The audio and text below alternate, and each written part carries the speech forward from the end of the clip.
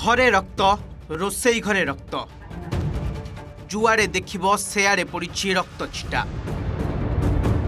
आउ एपटे दांड दुआरे पड़ी माँ घर भितर अचेत अवस्था दुई बोहू कांदुछंती छुआ पिला जागर पाई प्रस्तुति चलिथिबा बेले हठात घरे पशिगले दुर्बृत्त सामनारे जीए पड़िला ताकू गोड़े तोड़े हाणिले एभली किछि जघन्य और नृशंस कांड घटिछि भद्रक भंडारी पोखरी देवपदा गाँव दुर्बृत्तों संघबद्ध आक्रमण में गाँवर नवकिशोरी भाउज तथा बड़ बोहूर मृत्यु होइछि। सान बोहू और सासू गुरुतर अवस्था कटक स्थानांतर होइछन्ति। जड़ा नहीं मो माँ मो स्त्री मो सान बाबू मो छुआ दीटा किसी करनी घर भितर रक्त रोसई घर रक्त सब रक्त किसी नाला खा सहित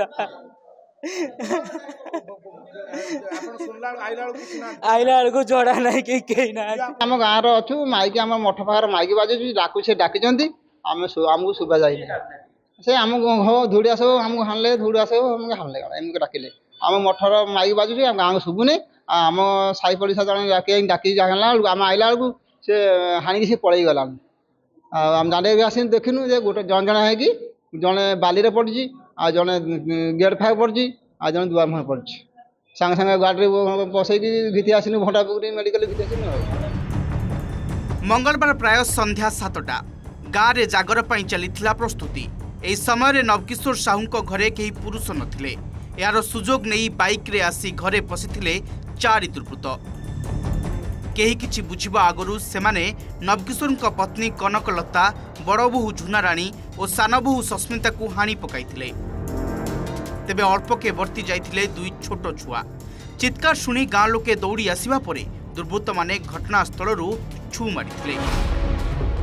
काहींकि आक्रमण कले दुर्बृत्त आक्रमण पछर कारण कौन पूर्व शत्रुता ना आउ किछि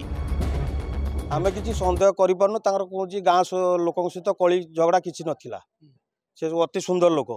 कौन तांकर या हिछि हम किछि जानि परनु आमे भाबुछु डकायती उद्देश्य रे आक्रमण करछन जेहेतु एकाटिया घर एमाने बेपार टेपार करिकि माने घर द्वारा भल किनी रहिचंती तेणु आम भाबुछु चोरी उद्देश्य रे किछि लोक